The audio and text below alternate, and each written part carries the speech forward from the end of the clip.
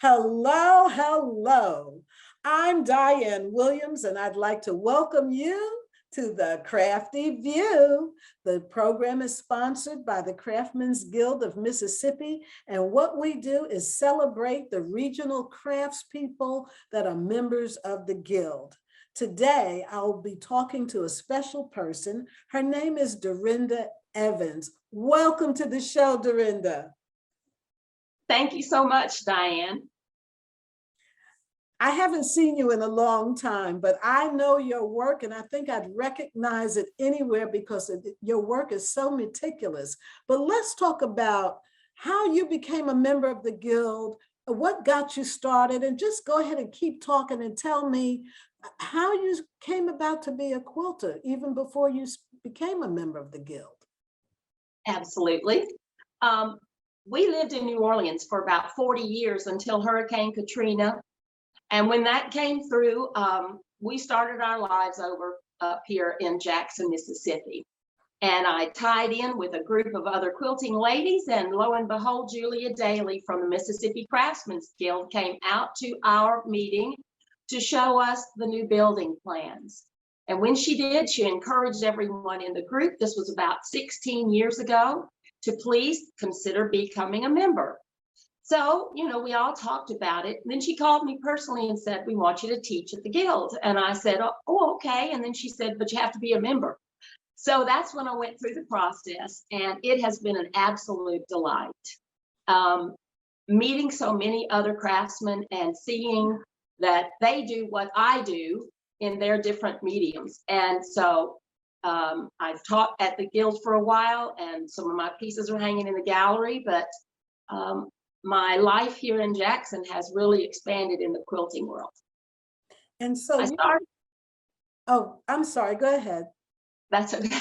I started quilting when I was about 9 years old and went to visit my dad's sisters in Mobile, Alabama. My Aunt Corrine sewed for the public, so she had a huge scrap basket. And the aunts all decided she's old enough, it's time. So I began to make 9-patch blocks. They kind of look like tic-tac-toe blocks. Make 9-patch blocks out of Aunt Corrine's scraps. And once I had a bunch of these made, and we are talking trace on cardboard and cut out with a pair of scissors. Once I had those blocks made, she said, you need sashing and cornerstones. Dorinda, what color would you like? And when I said orange and green, she called my dad. And she said, Charles, she wants orange and green. You have to change your mind. And my dad said, give her whatever she wants, which I think has been absolutely freeing in my life, because the recognition that I've gotten and the awards that I've gotten and the features that show up in my quilt really are vibrant colors and little fun touches of design.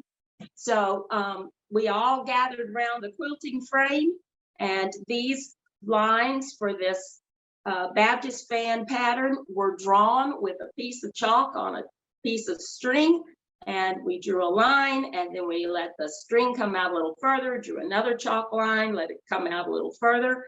And I sat with one of those quilting looms that came down from the ceiling with all of my aunts around and learned to hand quilt. I thought I was doing real well, except that my Aunt Corrine reached over to one of my long stitches and said, you better rip that one out. That's a toe catcher.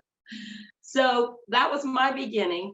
And through the years, of course, I did a lot of self-teaching before quilting shops even came around, and a lot of our tools have been created. Rotary cutters and mats and rulers, and a lot of different changes in the supplies that we can use. So quilting was your rite of passage as a child into the gathering and grouping of others that sat around and did this wonderful craft.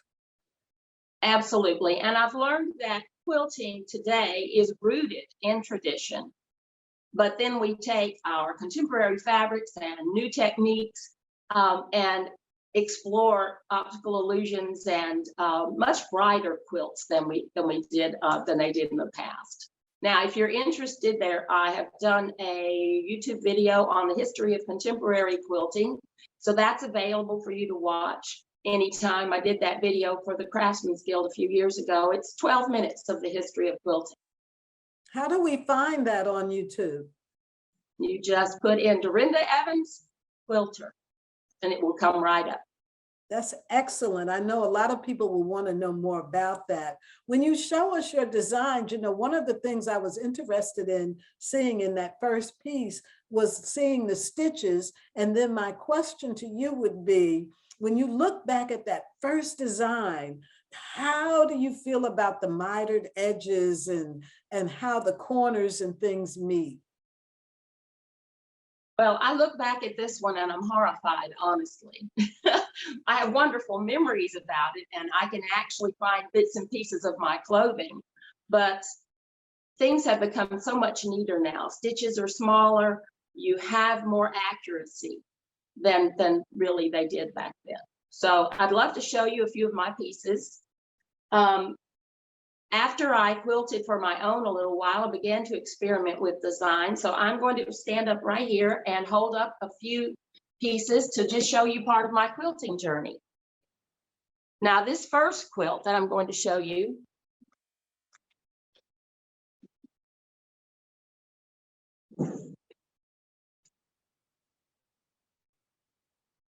I've gone blank now. Can you believe that? Got to read the name right here.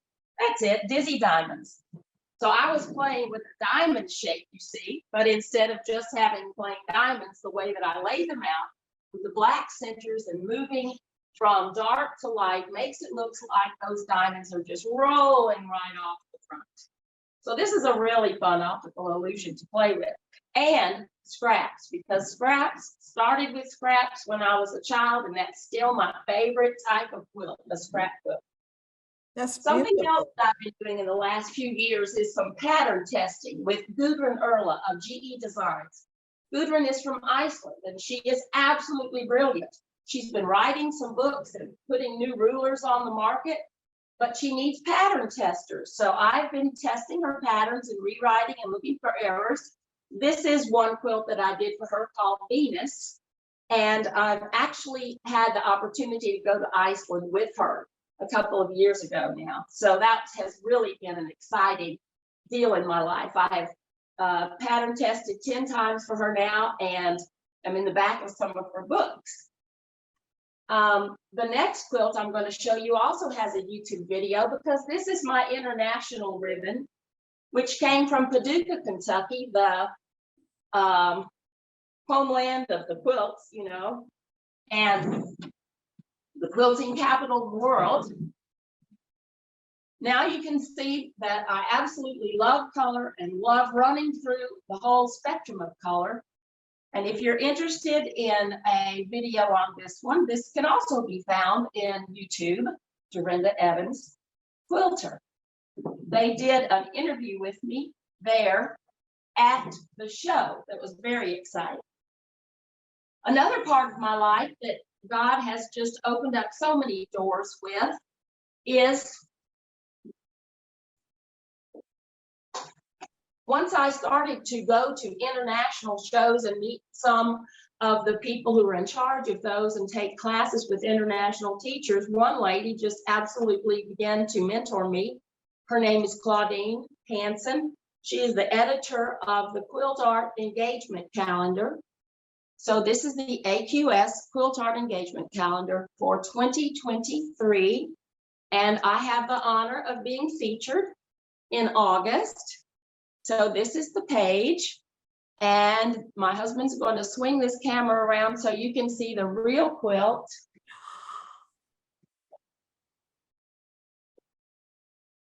Here. So this has been so much fun for me to play with colors.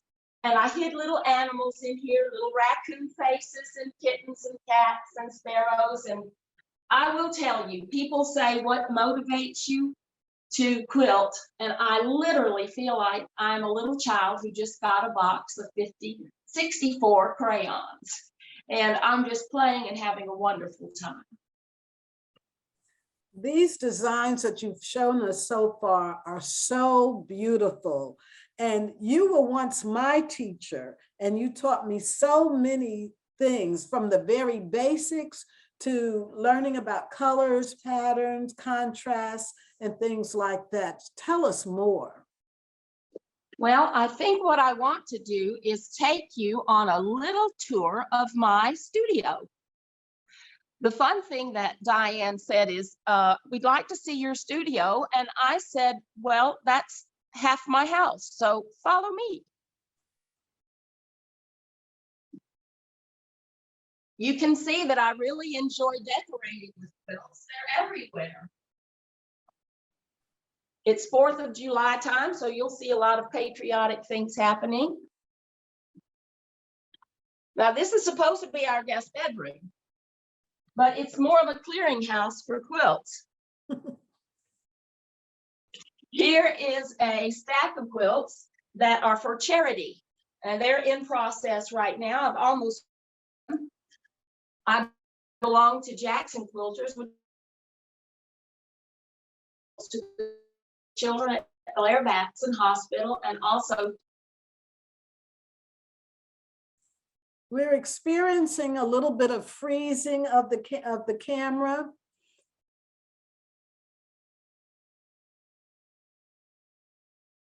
to the transplant. So over here is this just shows how I'm in quilts, and I've had so much experience with pattern and design and that sort of thing that I get asked to do lectures. So that's why they're all stacked up. And my husband is showing you these wonderful family handkerchiefs that I've turned into butterflies just by hand. And this is an old-fashioned yo-yo. But then that is put right next to bright little scrap quilt. So you see, things are based still in tradition, but go on into contemporary colors and patterns. In this room,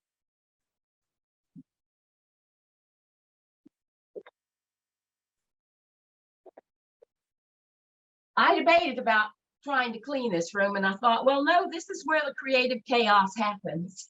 So my fabrics are here, and my sewing machine, and collections of fabrics and special things to me, projects that I've started, mini projects.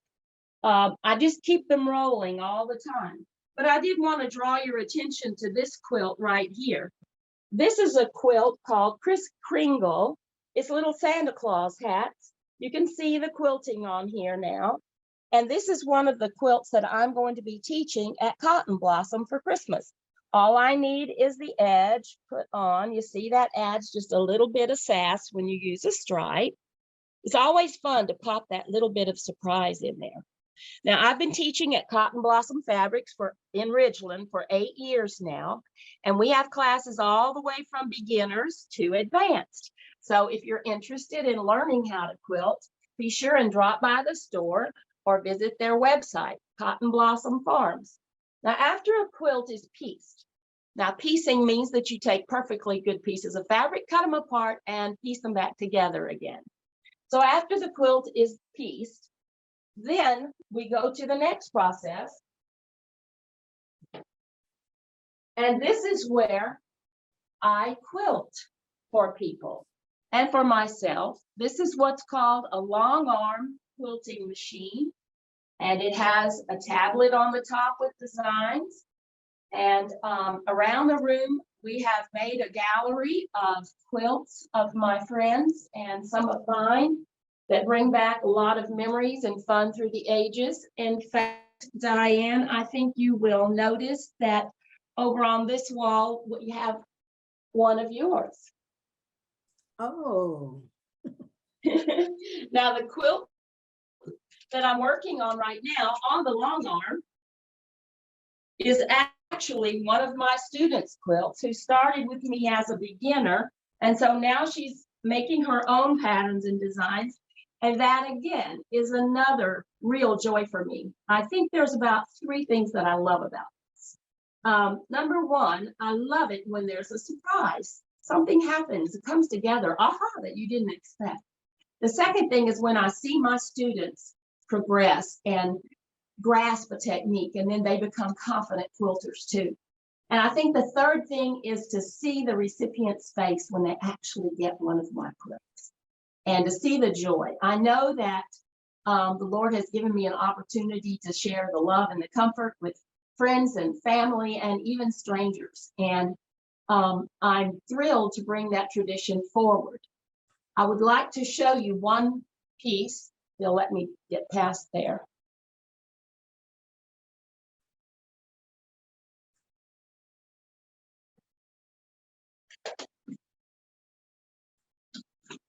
This quilt block came from a quilt that my great-grandmother made in the 1890s. And so we've researched it out and found her name. She was Jane Cornelius. And so I know that I am bringing tradition forward and really enjoying that this can go now down to another to my great niece. That's right, who's also named Jane, and that's going to span 6 generations. So I'm hoping to pass this on down to as many folks as I can. Fabulous, just fabulous. I love your studio room. And I love the fact that you have your own long arm. A lot of people that piece together fabric have to go to someone else that has a long arm to quilt their design. Right. Now, I will tell you that, here, follow me in here. I do sell my quilts, some of them. I don't have books in my bookcases. I have quilts.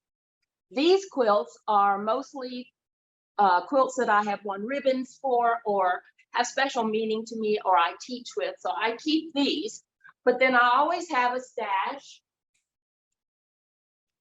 of quilts for sale. And I have had booths at Chimneyville, and I have had booths at Handworks and places around. There are some of my quilts at the center right now. If you're interested, you can go there or you can even contact me. But I've had people who rudely would come up to me and say, that's not a quilt. You know, a quilt has to be done by hand, and a quilt has to be, you know, I remember my mother being underneath the loom, you know, and I just look at them just as gently as I can and say, yes, that's the way we all started. But I really do feel like if our grandmothers would have had the tools and the fabric and the time constraints that we do nowadays, that they would not frown on us one bit as we use the best that's available to us today. If someone wanted to get in touch with you, how would they do that? I know they could go to Cotton Blossom or look them up. They have a website, but if they wanted to contact you directly, should they contact the Guild, or do you have a website or a social media account? I do have a Facebook page. They can find me on Facebook, send me a private message. I'm not a real tech person, you know, I try, but I feel more like a tech dinosaur. I did try an Etsy store for a while, but not too many people were biting during COVID, so we just sort of gave up on that. But you could contact me through Facebook, or if you contact me through Cotton Blossom, they can give you my home phone number. Excellent. Thank you so much for sharing with us today. I remember so many little tidbits, like, for example, sometimes we do use a needle and thread, and you taught me how to look at a needle and understand the makeup of that needle. And in doing so, I was able to much easier get that thread through that tiny hole. Well, you know, a lot of people try nowadays to teach themselves how to quilt by watching videos. And I'm not saying that that's not a bad idea as you get started, but sometimes having that hands-on person that can be right there next to you and who has some years of experience, who can teach you how fabric's going to behave, or can teach you little tips and tricks on how to fix things, is more helpful than anything else. And so that's my joy. I agree with you in that regard. I really do. You can learn online, but you'll be challenged if you have an instructor there with you who will help you settle for nothing less than a quality design that's Absolutely. and especially an award-winning blue ribbon quilter like yourself can help us to be the best that we can be as well. I want to thank you. I want to thank the videographer who's filming today. Thank you for taking us through your lovely, lovely home. And I hope you have a good week. Take care. Thank you so much. Bye-bye. Is there anything else you'd like to add, Dorinda? Yes, before I go, I would just like to say that not only is quilting for the creative process or for selling or for other people that you want to give a quilt to, but what I have discovered is such a great joy in the quilting community. You know, in today's world, we don't get together as often as they did years ago. And I have found the best friends and the most encouragement. It's like a second family to me. So there are many communities here in Jackson, many quilting communities. And if you would like to plug into one, I can certainly help you find a whole batch of new friends. Thank you. And if you're located in various parts of the state, north, south, east, and west, you can Google that online and it will list most of the groups that have been around for a great number of years. Yes, let me say this, Diane, that Mississippi Quilting Association has a very, very fine website with all of the guilds listed and their contact people, where they meet and when. So if you are anywhere in the state of Mississippi, you can certainly plug in. And also they've been having a Mississippi Legacy Quilters program where they've been honoring the quilters in Mississippi, and they were gracious enough to accept this little Louisiana gal into the last batch. So thank you, Mississippi Quilters, for welcoming me. Wonderful. Thank you. And thank you, listeners, for joining in.